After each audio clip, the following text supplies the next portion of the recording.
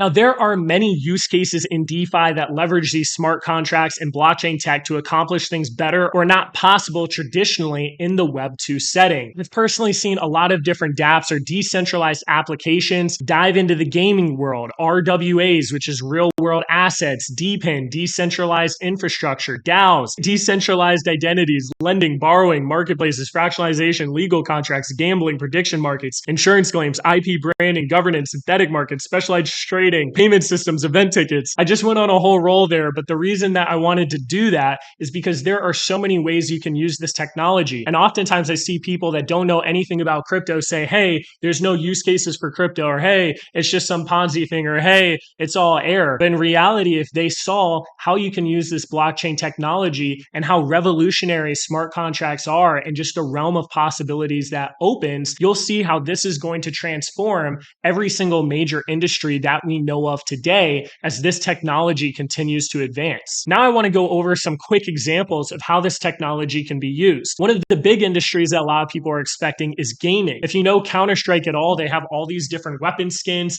and sometimes these weapon skins go for thousands of dollars or even hundreds of thousands of dollars on the secondary market. Now, what's really cool with NFTs is that you can actually have digital ownership of anything that is digital, and you can prove that ownership. And that's what's really special to me about NFTs. So instead of playing Fortnite and buying all these skins that you don't actually own, you can actually own these different skins and buy and sell them on the marketplace. And potentially some of these in-game items that are NFTs can earn you different in-game tokens, or they can give you different stats or advantages or exclusive benefits within the game that could also transfer to real life because of this ownership. One of the biggest use cases is borrowing and lending money. And instead of going through some sort of bank and needing an approval process, guys, you can instantly get loans or loan out money through a smart contract with no actual central party. And what ends up happening is it creates a way more optimized and efficient market where you have way more participants. And because of that, you actually have much higher competitive rates. And because these different collateral requirements are in the smart contracts itself, which is just executing conditions based on code, there's no need to actually try to enforce someone to uphold their end of the deal. If they don't uphold their end of the deal, they automatically lose their collateral, and that's just what happens within this smart contract. There's no negotiating or hoping that they follow through. It just automatically happens. There's already billions of dollars every single month that are getting borrowed and lent out, and I think this is only going to continue over time because of how competitive the rates are when you open up the floodgates to who can participate. Another thing that I'm really excited for are real-world assets as well as fractionalization. RWAs, otherwise known as real-world assets, is the process of tokenizing a physical asset into a digital one. And if you've been paying attention, BlackRock is actually investing billions of dollars into their whole entire RWA tokenized fund, so something to pay attention to. Now, RWAs can be anything in the physical world, such as diamonds, Pokemon cards, real estate, cars, etc., etc. And you can take these different physical assets, turn them into an NFT, for example, and now you can fractionalize the ownership so that other users can buy them at a much smaller unit. So for example, guys, let's say there's $1 million property that is being rented out and generating revenue. Well, a lot of people can't afford that. So what you can do is you can turn that rental property into 1,000 NFTs, for example. And now you can sell that at $1,000 each, which is a lot more affordable for people. And now all of a sudden you might own 1,000 of this $1 million property, or however many shares you want to buy. So this fractionalization opens the doors to a lot of people getting into more expensive assets,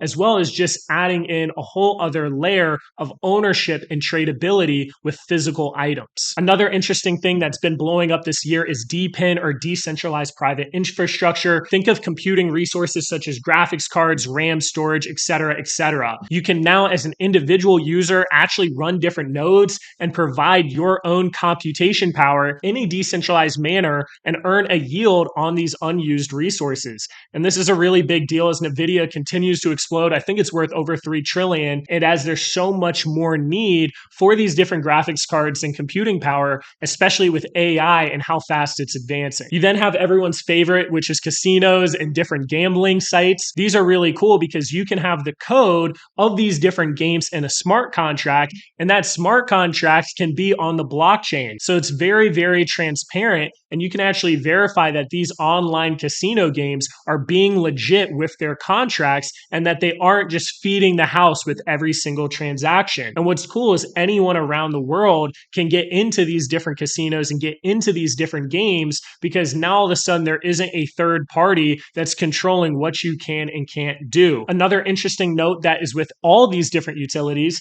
is because of this crypto model, it's very easy to incentivize people to actually use their platform. And for these different casinos and gambling sites, they might give you a bunch of points that turn into a crypto and offset your losses for participating in their platform. One of my favorite ones, which we haven't seen yet, but is going to absolutely happen, is event tickets. Currently, there's only a few major players that have a monopoly on the space, such as Ticketmaster or StubHub. And instead of buying these paper or electronic tickets, you can actually have NFTs represent the ticket itself. So now all of a sudden, these NFTs can prove that it's authentic, can prove that it is actually the seat that you're paying for rather than buying a ticket from some random guy that might be scamming you. But the coolest thing is now there's a whole secondary market where you can buy and sell these tickets, and it's not through something like Ticketmaster. And you can have royalties on all these different NFTs that are being sold on these marketplaces. And now all of a sudden, those royalties, instead of going to Ticketmaster, can go back into the hands of the creators. And instead of a seller on Ticketmaster paying 15-20% in commission fees,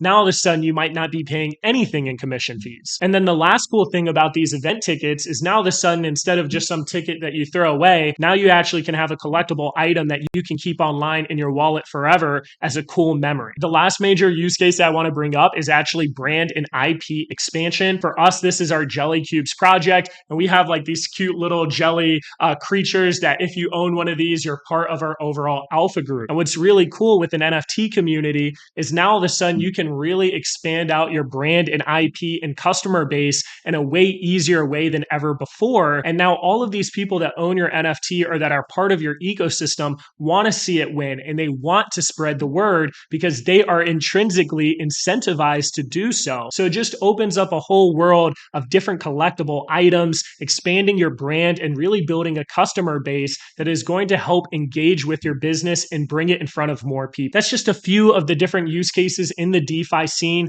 There's constantly new use cases coming out. But next time your friend tells you that there's nothing that you can actually do with crypto and it's all a scam, tell them, hey, you're probably right that most of these projects are scams and are rugs and are shady, but the actual technology itself has a ton of use cases, and there's a ton of things that can't happen in Web 2 that are happening in Web 3, and a lot of improvements are going to be made and seen over the next few years. That wraps it up, and I'll see you all in the next one.